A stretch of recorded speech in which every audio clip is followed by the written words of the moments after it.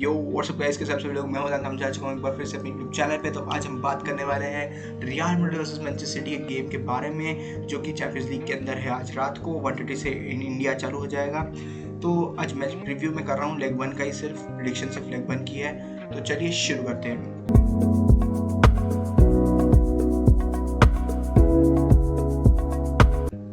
तो जो प्रेडिक्शन है उसको हम बाद में बात करते हैं। पहले हम बात करते हैं क्या कॉन्स और क्या प्रॉफिट्स जो है, मतलब एक तरीके से दोनों टीम की तरफ जो एडवांटेज, क्या कौन सा एडवांटेज है एक टीम के अंदर।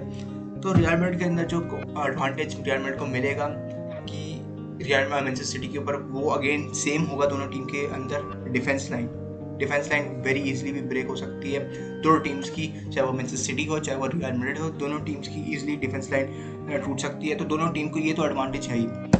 प्लस जो रियल मैड्रिड को आज एडवांटेज मिलेगा वो रहेगा कि morale.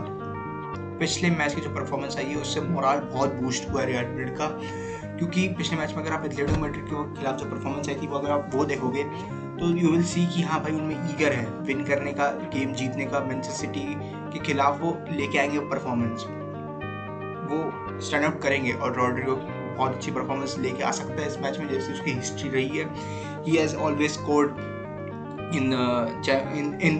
In this matches, in Manchester city versus real Madrid के मैच में हर इसमें स्कोर किया है उसने। तो आई थिंक सो वो आज भी करेगा, उस ट्रेंड को चालू रखेगा। मैं प्रेडिक्ट जो करूँगा कि प्लेयर्स कौन से स्टैंड आउट करेंगे आज, तो it will be real Madrid की साइड से रियल मैड्रिड की साइड से हम बात करेंगे सिर्फ, तो रॉड्रिगो और एम्बाप्पे शाउट आउट करेंगे विद बेलिंगम। विनीशियस को मैं इसलिए साइड लाइन रख रहा हूँ क्योंकि विनीशियस का वो ईगो वाला जो केस है उसके बारे में कोई मैं कॉन्फिडेंट नहीं हूँ कितना वो संभाल पाएगा अपने आप को।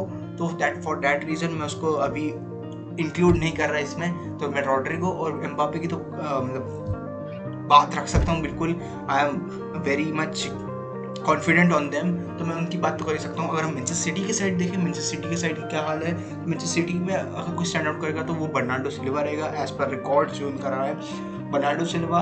एंड आई थिंक कि उमर मामूश का मैं अगर गेम पूरा, मैंने बहुत सारे गेम्स देखे बट उमर मामूश को जितना देखा है मैंने, वो कर सकता है, वो डिफेंस लाइन को दिक्कत दे सकता है। बट जो रिसेंट परफॉर्मेंस है मैनचेस्टर सिटी के, आई डोंट थिंक सो कि उसकी कोई ऐसी किलर परफॉर्मेंस आएगी, बट स्टैंड आउट कर सकता है वो बंदा।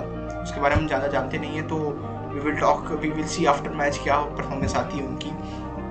तो आज के लिए तो मैं इतना ही बोलूँगा कि रियल मैड्रिड का पल्ला भारी है as compare to Manchester city.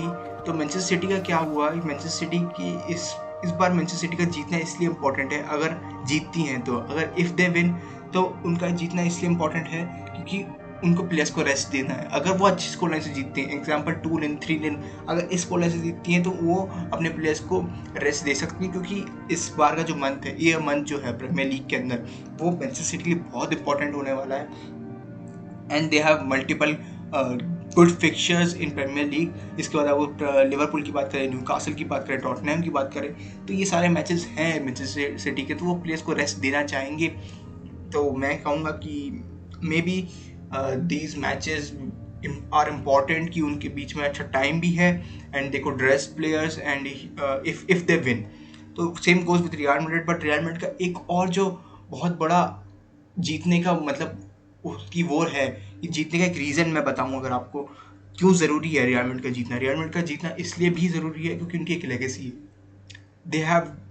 है। they did not have struggled to qualify till round of 16.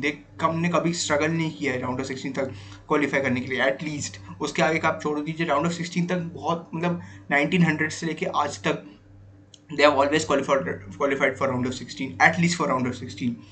उसके आगे का तो मतलब थोड़ा सा हम बात मतलब 15 चैंपियंस लीग है उनके पास, कोई फर्क नहीं पड़ता उनके उसके आगे का दिखाने के लिए। सबसे ज़्यादा उनके पास चैंपियंस लीग है, तो चैंपियंस लीग के अब राजा रहे हैं और इस बार भी उनको करना ही पड़ेगा, वरना रियल मैड्रिड का पैसे ही बोले जा रहे हैं लोग कि बहुत ही वर्स्ट सीजन है।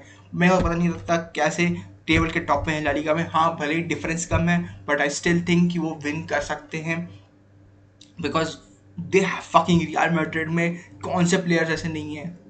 Rodrigo, Vinicius, Kylian Mbappe, Jude Bellingham, these all player have aura, इनके ऑरा से ही जीत सकते हैं भाई वो। मालूम है मैड्रिड बार्सिलोना के खिलाफ हार जाते हैं, एल क्लासिको में हारे हैं, but Ancelotti will find out some solution. वो उसके पास हर चीज़ का सोल्यूशन है भाई। दादाजी हैं हमारे पास, दादाजी इतने साल का एक्सपीरियंस है, इतने एल क्लासिको, इतने इतने बार्सिलोना के ट्रांजिशन देखे हैं, फ्रॉम एरा जहाँ पे टेरी हेनरी खेलते थे, फ्रॉम जहाँ पे इब्राहिमोविच खेलते थे, जहाँ पे डैनी एल्विस खेलते थे, जावी खेलते थे, तो उनने देखा है रैकेटिच को भी खेलते हुए, जहाँ उनने देखा है, और दूसरे ना जाने कितने प्लेयर्स को उनके आते आते जाते देखा है दादाजी ने।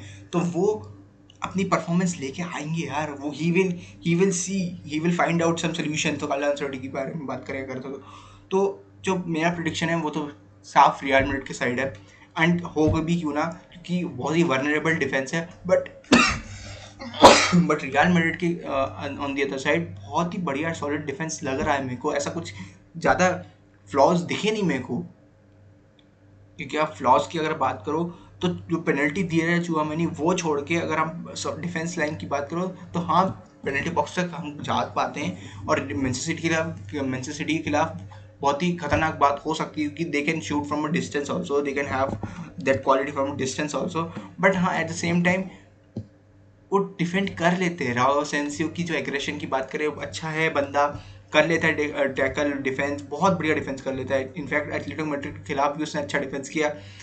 he didn't allow players to go inside a penalty box and create so many chances. वो रन अच्छा बना रहा था, he was defending good, he is rock solid man. उसकी बात के परफॉर्मेंस की तो हम कुछ बुराई कर नहीं सकते। सो मेरे को लगता है कि भाई फर्लैंड मेंडी को भी वो यूज़ कर सकता है सेंटर बैक, कार्लो एंसेलोटी चाहे तो he can create a good defence without Elba, Rudiger और एडर मिलिटाओ।